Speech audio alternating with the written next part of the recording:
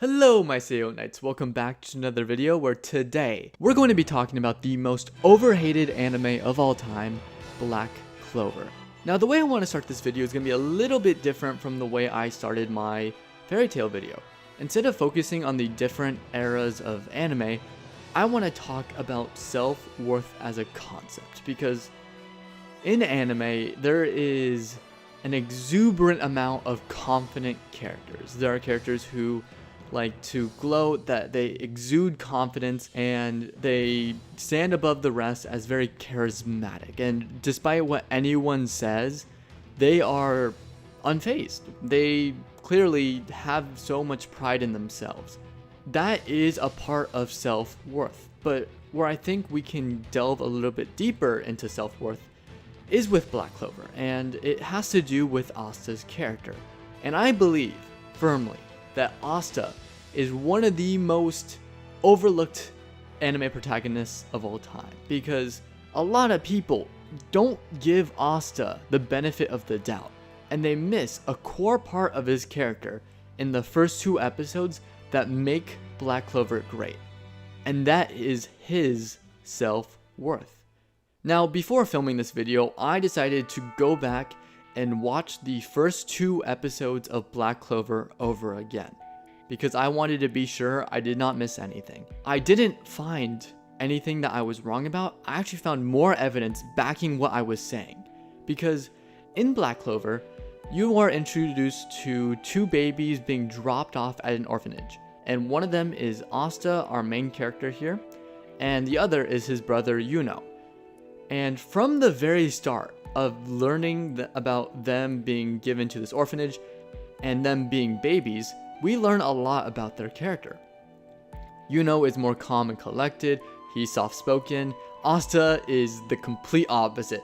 He likes shouting, screaming, he's very antsy, and that is very reflective of him in present day after the time skip. Asta has been known as that anime MC who has always been screaming, and it's the reason why a lot of people dropped Black Clover, because they couldn't handle his screaming. And to be fair, I'm not ragging on the people who drop Black Clover. I understand sometimes you can only take the annoyance of anime tropes to a certain extent, but with Asta, I feel that they really missed the point of what he is as a character, because if you watch Black Clover, you see Asta screaming, you see him shouting, declaring his love for Sister Lily, because he's in love with a nun and he wants to win her over because he had a huge crush on her as a kid. You see him shouting at Yuno that he's going to challenge him as his rival, and you see him like shouting that he's going to become the Wizard King, the most prestigious position in the entire Clover Kingdom. But there's a problem. Asta has no magic. And worst of all, everyone is telling him that he is not going to become Wizard King. You may see it at the very start of the show, it's very subtle, but when you really pay attention, you actually get to point out these specific moments that really solidify the hurdles that Asta has been going through.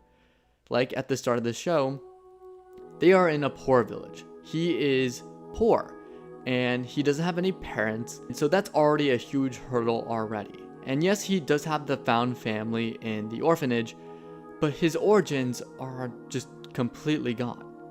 Now, in addition to that, you also have this village, despite them being poor, at least know how to use magic well enough to water crops, do daily chores, and really help out.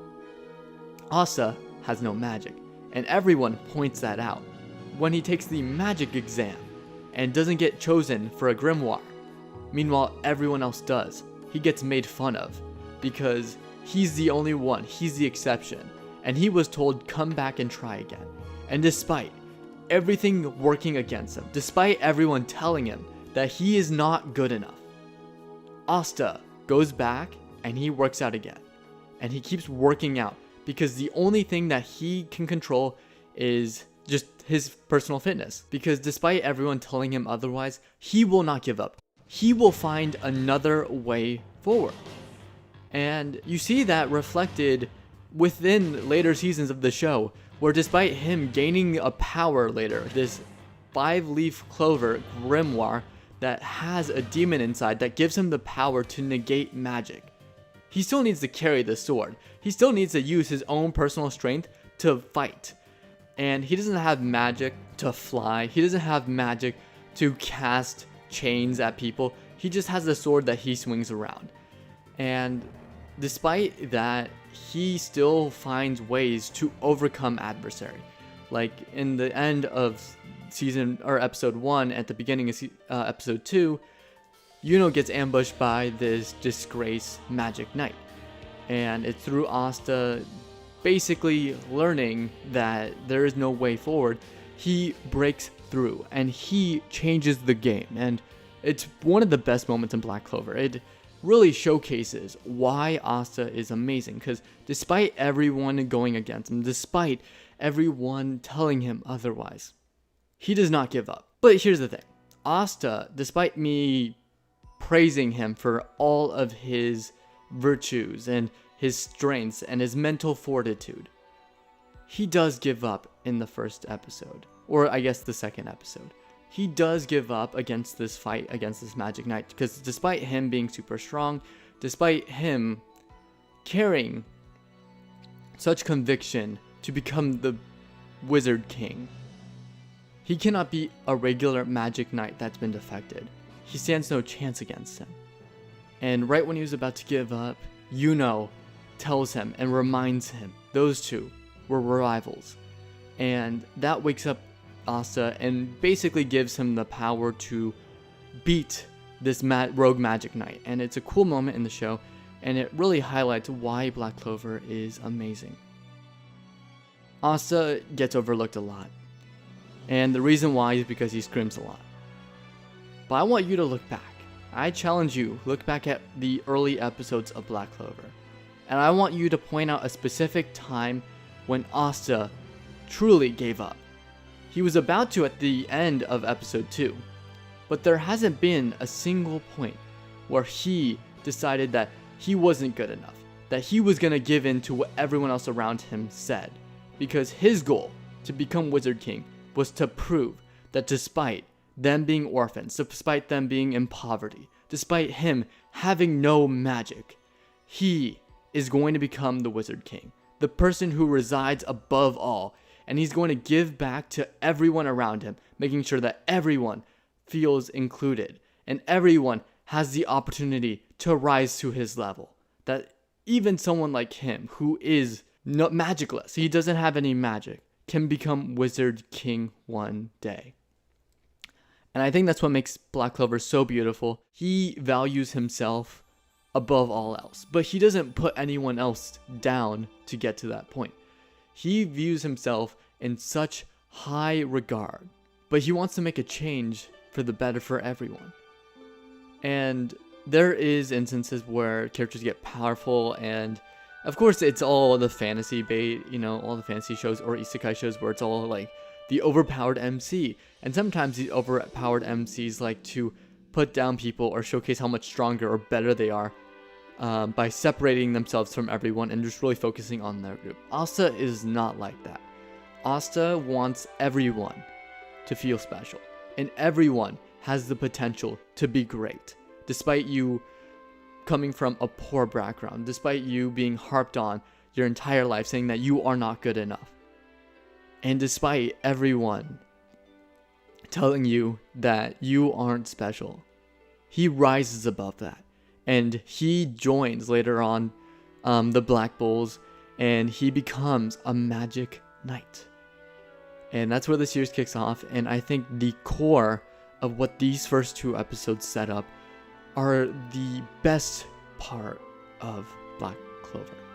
And the way I want to end this video is, and the way I want to end this segment is just, I want to share with you a scene that I think is very powerful, because it represents, I think, the best part of Black Clover, and that is the sheer promise of becoming greater, to fulfill a goal that may seem out of reach, yet with hard work and dedication and self-worth, you can make anything a reality. 証明するためにシスターやみんなを幸せにするために。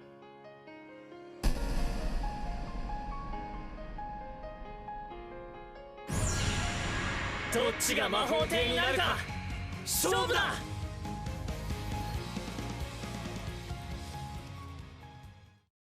Now before you go, here are my Seiyo picks of the week. The Disastrous Life of Psyche K is a really funny comedy about this psychic who has the powers of God, yet doesn't want anything to do with them. In fact, he wants to kind of get rid of this power. And what I love about this show is it basically takes the supernatural / superhero genre and pokes fun at it. It says, like, you guys are taking this way too seriously. This is more along the lines of let's poke fun at that and downplay like the actual, what would actually happen if people had powers. So definitely check this one out. It's very similar in tone to Mob Psycho, and that's also an amazing show. So highly recommend this one because not many people know about this and they should definitely watch it. Maid-sama is a really wholesome comedy from 2010, and it's about the student council president who works part-time at a maid cafe to afford bills. And where the comedy comes in is one of her classmates finds out about it and starts teasing her, but like playfully. And it's really funny, it's a romance, and I can't hate it. It's just good vibes all around. Definitely check it out if you have the chance. More people should be watching Maid-sama. Lord Marksman and Venice is a really, I wouldn't say it was one of the best anime ever. I wouldn't even say it's a great anime. It's just kind of a good time all around. You can kind of turn it on, turn off your brain. It does have really fun moments with characters. And the reason why I want to recommend this one too is, I don't know, I just like the expansive world that it's set in. I like the wars that go on, these battles. It's all about strategy, and the characters, there's like 8 female characters in here that are just straight up like so powerful that they can change the tides of battle, which is insane to think about. So if you want something that's sort of like a power fantasy, the main guy also is like a really good archer too, so really great time all around. I would definitely check this one out if you are interested. And that wraps up my Seiyo picks for the week. Let me know what you guys think in the comments below. And yeah, that's pretty much it. I'll catch you guys in the next one.